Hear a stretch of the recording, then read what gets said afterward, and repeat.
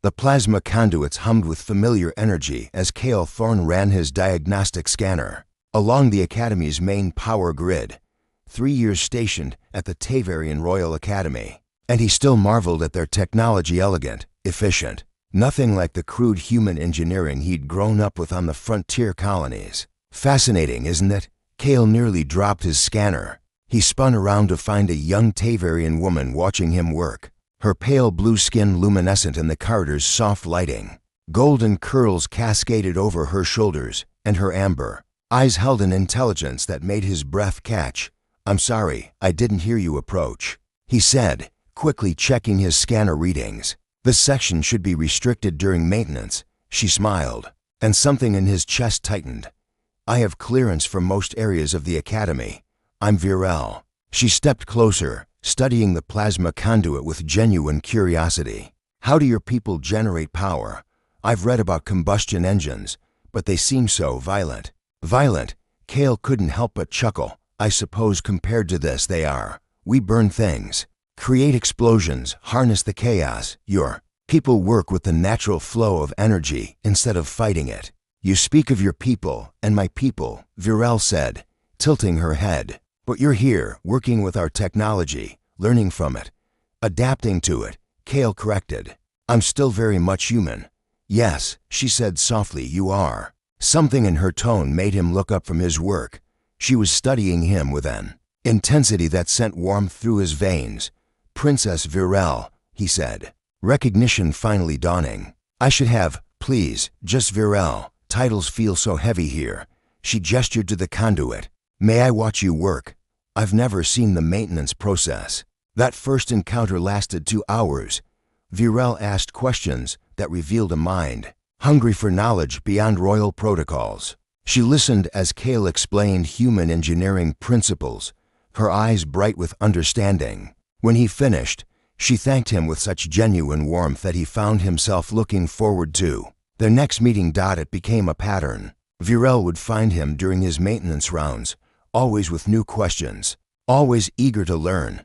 They talked about everything: technology, philosophy, the differences between their worlds. She told him about the weight of royal expectations, the loneliness of her position.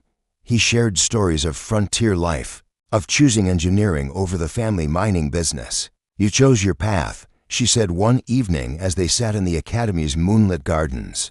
"I've never had that luxury." "What would you choose?" Cale asked, studying her profile in the silver light. "Freedom," she whispered.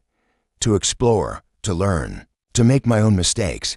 She turned to him. "To choose who I spend my time with." Their eyes met, and Cale felt something shift between them. The air seemed charged, like the moment before a storm. He reached out, almost without thinking, and touched her hand. Her skin was warm, softer than he'd imagined. "Cale," she said, his name a whisper on her lips. "We shouldn't," he began. "No," she agreed, but neither of them pulled away. They sat there in the garden, hands clasped, both understanding that they were crossing a line that could never be uncrossed. In the distance, the Academy's towers glowed against the night sky, beautiful and imposing, a reminder of the world that would never accept what was growing between them. But in that moment, under alien stars, it didn't matter. They had found something rare and precious, and for now, that was enough. The maintenance corridor felt emptier than usual as Cale completed his 3rd week of routine checks. Without any sign of Virel, at first, he'd assumed she was busy with royal duties, state functions, diplomatic meetings, the endless obligations that came with her title. But as days stretched into weeks, worry gnawed at him like a malfunctioning circuit. He'd grown accustomed to her presence, the way she'd appear around corners with that radiant smile, ready with questions that challenged his understanding of both technology and himself. Their conversations had become the highlight of his days, each stolen moment in gardens or empty corridors a precious respite from the structured monotony of Academy life. "Have you seen Princess Virel lately?" he finally asked Jorik, one of the Tavarian maintenance staff who'd become something of a friend. Jorik's expression darkened. "You haven't heard the rumors?" "What rumors?" Jorik glanced around nervously, before leaning closer. "They say she's been confined to the palace." Some kind of arrangement, a bonding ceremony with a prince from the outer systems. Kel's scanner slipped from his numb fingers, clattering against the floor. Bonding ceremony? It's how our royalty secures alliances, Jorek explained, his voice dropping to a whisper. The genetic bonding process that changes you, makes you compatible with your chosen mate, ensures absolute loyalty. Once it's complete, you literally cannot conceive of loving another. The words hit Kale like a plasma blast to the chest. He'd known their relationship was forbidden, impossible even, but he'd never imagined something so final, so absolutely devastating. When, he managed to ask. Soon, they say. Maybe it's already happened. Jorek picked up Kel's fallen scanner, his expression sympathetic. I'm sorry, friend. I know you'd talked sometimes. Talked. If only it were that simple. Kale accepted, his scanner with shaking hands, trying to process what he'd learned. Genetic bonding, not just marriage, but a fundamental alteration of who Virel was. The thought of her golden eyes looking at someone else with the warmth she'd once shown him, of her hand in another's, made him physically ill. Over the following days, more rumors surfaced. Palace security had been tripled. Several minor nobles had been arrested for seditious activities. The princess hadn't been seen in public for a month. Each whispered conversation in the academy hallways felt like another nail in the coffin of whatever hope Kale had harbored. He threw himself into his work, running diagnostics on systems that didn't need checking, recalibrating equipment that functioned perfectly. Anything to keep his mind occupied, to prevent the images that haunted him. Virel walking down some ceremonial aisle, her memories of him already beginning to fade as alien science rewrote her heart. The bonding isn't just about loyalty, he overheard Datavarian professors discussing in the faculty lounge. It's about genetic compatibility, ensuring the royal line continues with beneficial traits. They say the process is so thorough that previous emotional attachments simply disappear, like they never existed. Kale left his half-eaten meal and walked out into the night air, struggling to breathe. Never existed. 3 months of stolen conversations, of growing connection, of that electric moment when their hands touched, all of it erased as if it meant nothing. He found himself in their garden, the place where they'd shared so many quiet evenings. The flowers bloomed as beautifully as ever, their bioluminescent petals casting the same gentle glow. But without Virel, it felt like a tomb. Standing there among the alien blossoms, Kale finally allowed himself to acknowledge what he'd been fighting for weeks. He loved her, completely, desperately, hopelessly. He loved her laugh, her curiosity, the way she made him see his own world through new eyes. He loved her courage in defying protocol to spend time with him. Her vulnerability when she spoke of her fears, and now she was gone, not just physically but mentally, emotionally.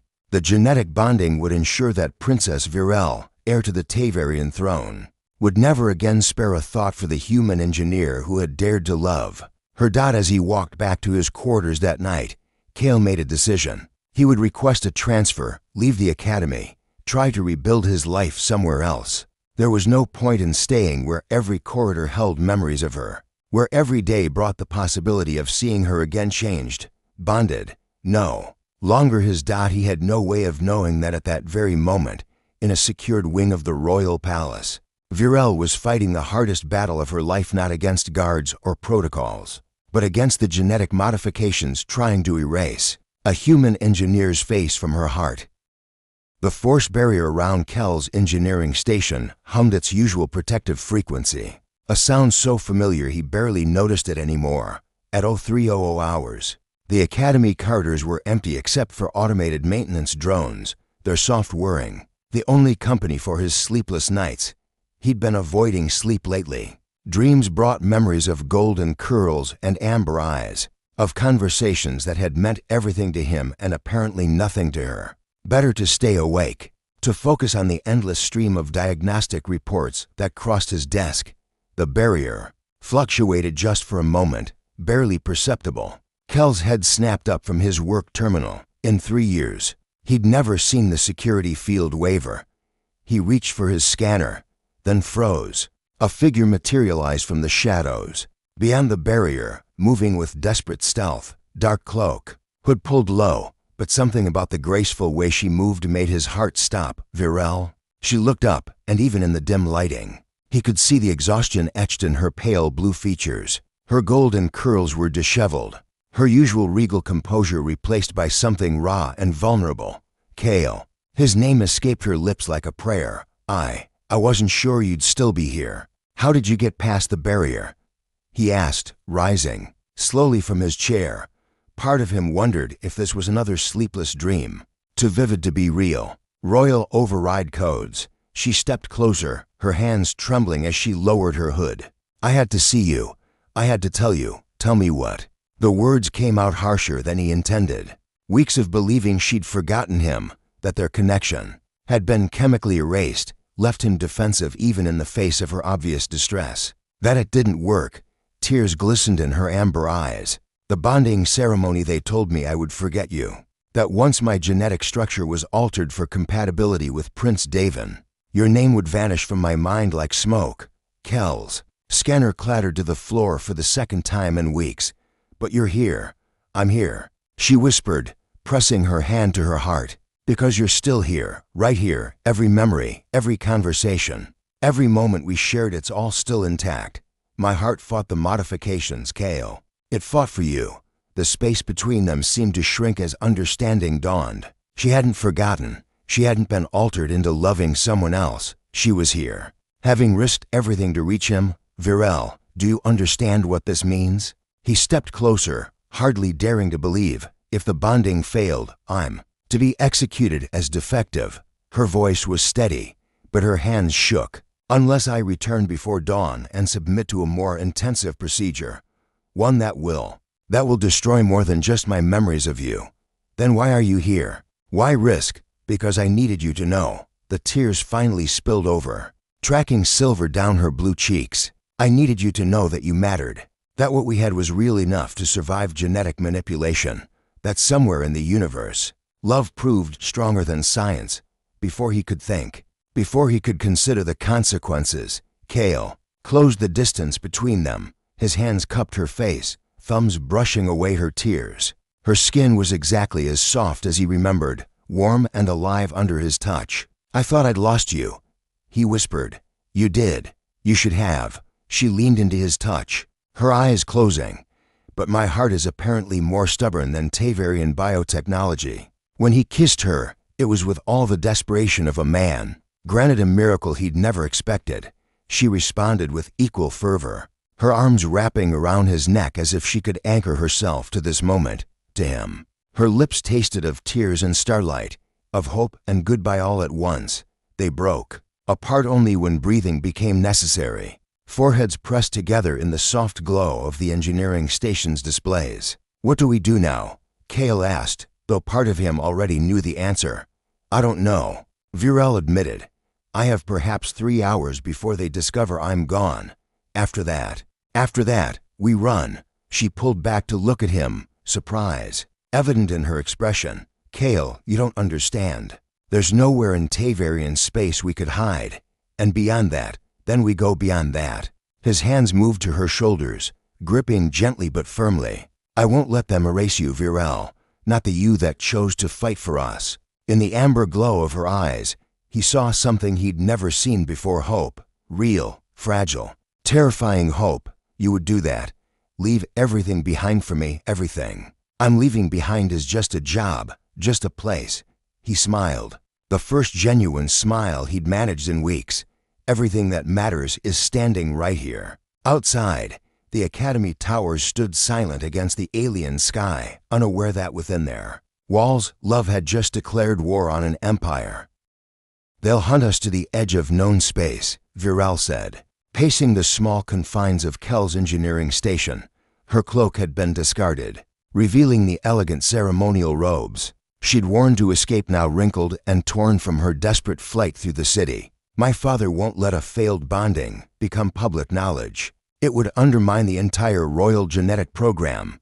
Kale watched her move, memorizing every detail, the way she gestured when anxious, the determined set of her jaw even in the face of impossible odds. Then we go to unknown space, beyond the frontier settlements, past the mining colonies, and live how? As what? She turned to face him, amber eyes blazing with frustration and fear. "You're an engineer. I'm a princess who's never lived outside palace walls. We have no resources, no allies, we have each other."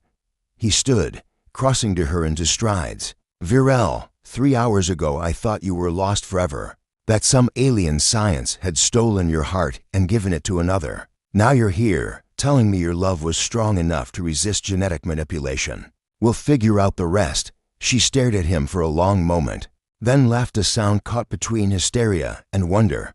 "You make it sound simple. Maybe it is." His hands found hers, fingers intertwining with natural ease. "Maybe we're overthinking this. You chose to fight for us once already, in ways I can't even comprehend. Now I'm asking you to choose again. The alternative is returning to the palace," she whispered, "to a more intensive bonding procedure that will remove more than just my memories of you. They'll restructure my personality itself, make me compliant, dutiful, the perfect royal bride." Kel's grip tightened on her hands. The thought of Virel, brilliant, curious, rebellious Virel reduced to a hollow shell wearing her face, made him sick. Then that's not an alternative at all. "But if we run, and they catch us, if they catch us, at least we'll have tried. At least we'll have chosen." He lifted their joined hands, pressing his lips to her knuckles. "I've spent my whole life adapting to other people's technology, other people's rules. The only choice I ever made that felt completely right was falling in love with you." Tears gathered in her eyes again. "I never thought I could love someone enough to abandon everything for them. My people, my responsibilities, my world." "You're not abandoning your people. You're refusing to let them turn you into someone else."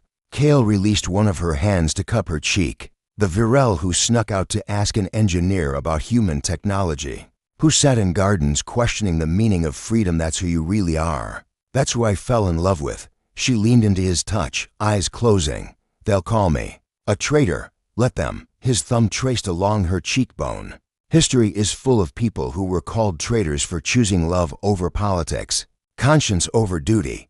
Some of them are remembered as heroes." When she opened her eyes, something had shifted in their amber depths. The fear was still there, but it was matched now by determination. "The transport bay," she said suddenly. "There's a diplomatic shuttle scheduled for the Outer Rim colonies tomorrow. If we could get aboard, can you access the passenger manifest? I still have my royal codes for another few hours." She moved to his terminal, fingers flying over the controls with practiced efficiency. "Here, Ambassador Kellen's envoy to the Zirian Mining Consortium. 3 empty seats for additional diplomatic staff." Kale leaned over her shoulder, breathing in the faint floral scent that clung to her hair. "Think your codes can add to names to that list?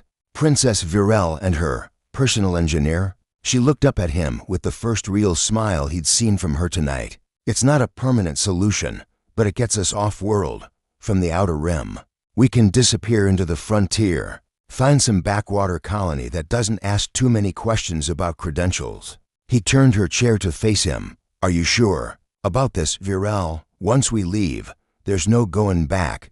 There's already no going back." She stood, moving into his arms with fluid grace. "The moment I chose to remember you instead of forgetting, I sealed my fate. The only question is whether I face that fate alone or with the man I love." The words hung between them, the first time either had spoken of love so directly. Kale felt something fundamental shift in his chest, a realization that this moment would divide his life into before and after. "I love you too," he said simply. "Enough to risk everything, enough to make this choice." She kissed him then, soft and sweet and full of promise. When they broke apart, she rested her forehead against his. 2 hours until dawn," she whispered. 2 hours to become fugitives, he agreed.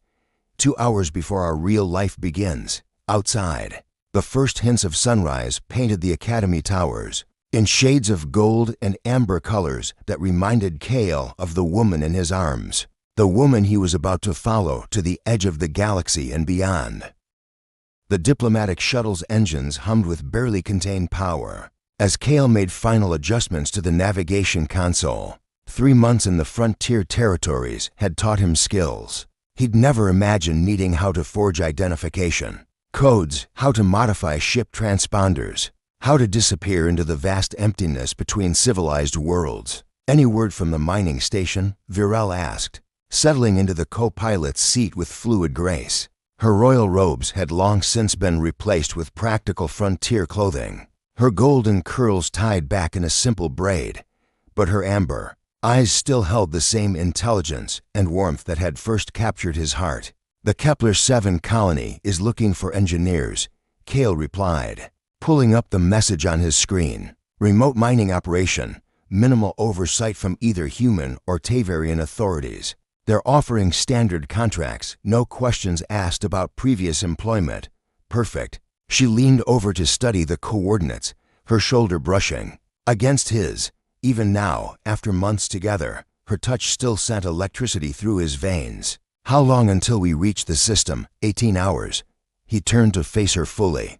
Are you ready for this? Once we land on Kepler-7, we become ordinary people. No royal titles, no diplomatic immunity. Virel smiled, the expression transforming, her face with radiant warmth.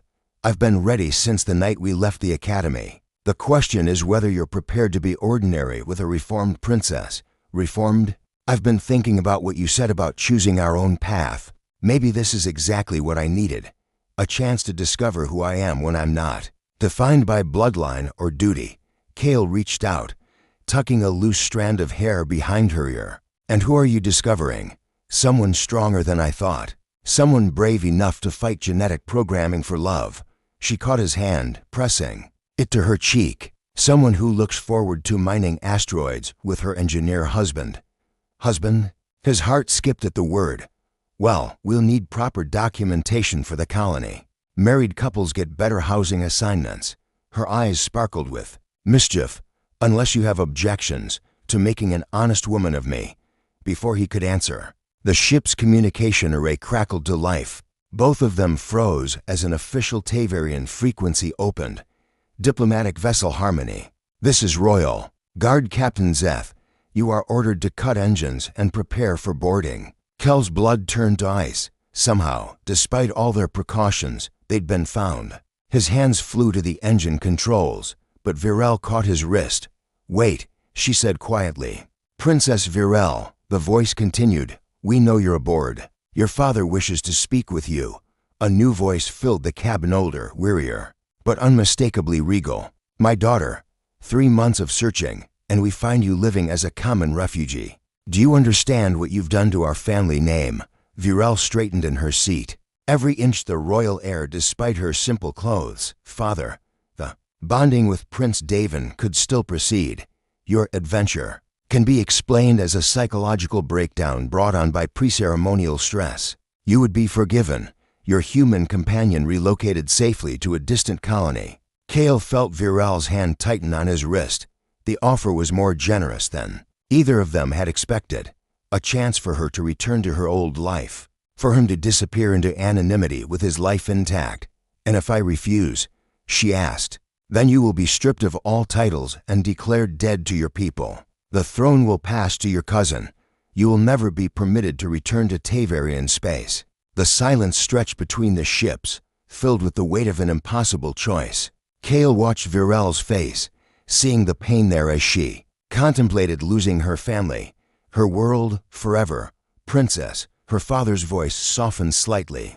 You were bred for greatness. You could rule a star system, command fleets, shape the future of our species. Don't throw it all away for one human. Virel looked at Kale then, amber eyes searching his face as if memorizing every detail. He saw the moment she made her choice, not in her expression, but in the way her spine straightened, her chin lifted with familiar defiance. With respect, Father, you're wrong about one thing. She activated the communication array, her voice carrying across space with royal authority. I'm not throwing away my future for one human. I'm choosing my future with him. Virel, my name is Vera now. Vera Thorne, wife of engineer Kale Thorne, resident of the Kepler-7 mining colony. She smiled at Kale as she spoke, tears streaming down her face. And I've never been happier to be nobody special. She closed the communication channel before her father could respond, then turned to Kale with radiant joy despite her tears. Vera Thorne, he asked softly, do you like it? I thought it sounded ordinary. He kissed her then, pouring all of his love and admiration into the connection. When they broke apart, both were breathing hard. I love it, he whispered against her lips. I love you, and I love the woman you're becoming. Then take us home, husband. I have a new life to start. As Cale engaged the engines and watched the Royal Guard ships fade into the distance behind them, he marveled at the incredible woman beside him. A princess who had chosen love over legacy, freedom over duty, an uncertain future with him over a guaranteed throne. 6 months later, as he watched Vera, formerly Princess Virel, expertly calibrate mining equipment while arguing engineering principles with the colony foreman, Cale knew they had made the right choice. She had found herself in the vast emptiness of space, and in doing so, had made him complete. Love, it turned out, was stronger than genetics, politics, and the weight of royal blood. And sometimes, the greatest adventures began not with grand gestures, but with a simple choice to be ordinary together among the stars.